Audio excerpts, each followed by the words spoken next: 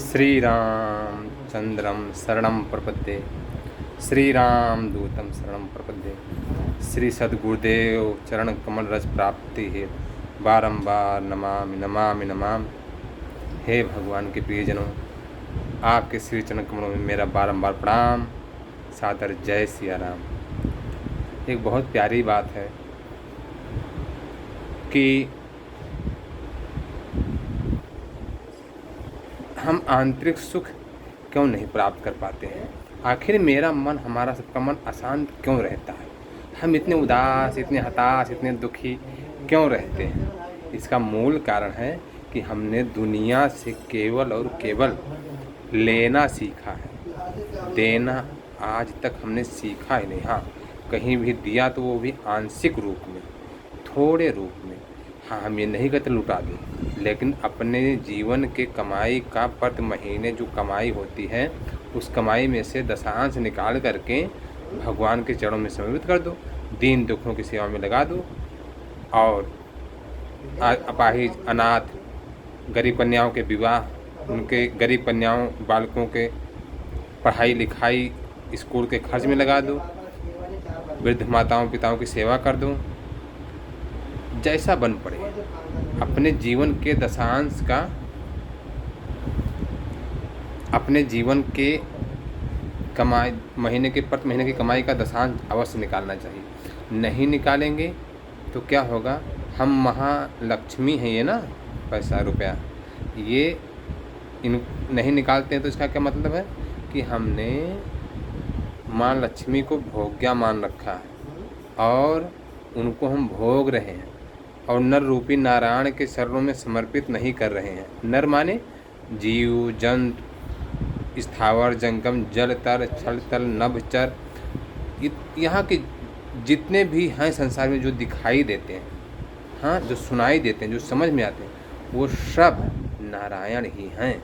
क्यों? क्योंकि एक कहावत है कि सभी लोग जानते हैं कि नर ही नारायण है।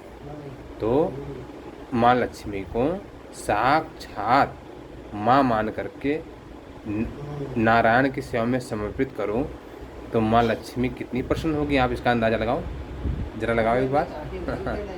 बहुत प्रसन्न होगी, क्योंकि आपने उनको नर रूपी नारायण के चरणों में अर्पित कर दिया, यानी सेवा में लगा दिया। तो हम कह रहे थे कि हमने संसार से लेना ही सीखा, सेवा लेना सीखा, दान लेना सीखा। विद्या तो अच्छी बात है, ले लें, ये तो बहुत सुंदर बात है, लेकिन उसको भी बांटना चाहिए। और आराम लेना सीखा, सुख लेना सीखा, अपना अधिकार लेना सीखा। मैं ऐसा हूँ, मैं बड़ा हूँ, मैं योग हूँ, मैं अधिकारी हूँ, मेरा अधिकार की बात है, मेरी सेवा पूजा होनी चाहिए, मेरा आदर सत्कार होना चाहिए। तो मैंने संसार से आदर लिया, सत्कार लिया, सेवा ली, पूजा ली, मान ली, बड़ाई ली, प्रतिष्ठा ली, क्या क्या नहीं लिया, सब लेते ही आए, देते क्या है। तो आंतरिक सुख कैसे मिलेगा बताओ।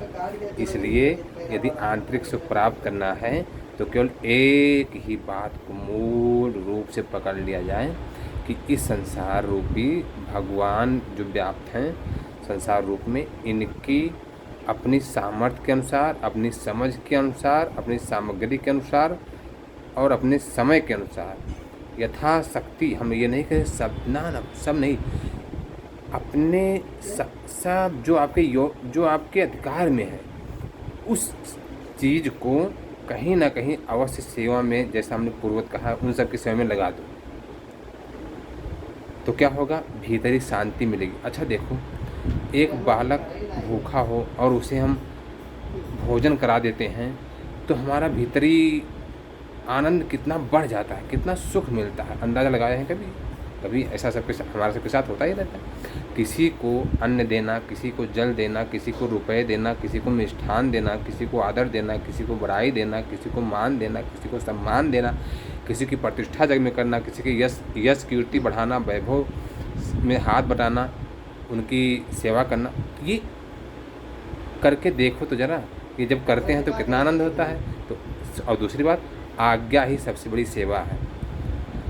तो शास्त्रों की आज्ञा, संतों की आज्ञा, महापुरुषों की आज्ञा, भगवान की आज्ञा, जो श्रीमद् भगवद गीता में, श्री रामचरितमानस में कहा गया, भागवत जी में, उन सबको मान करके सरल पथ पर चलते हुए बहुत कठिन जीवन न जिए, एकदम सरल स्वाभाविक सहज जीवन जीते हो। कैसे जिएंगे सरल स्वाभाविक सहज जीवन?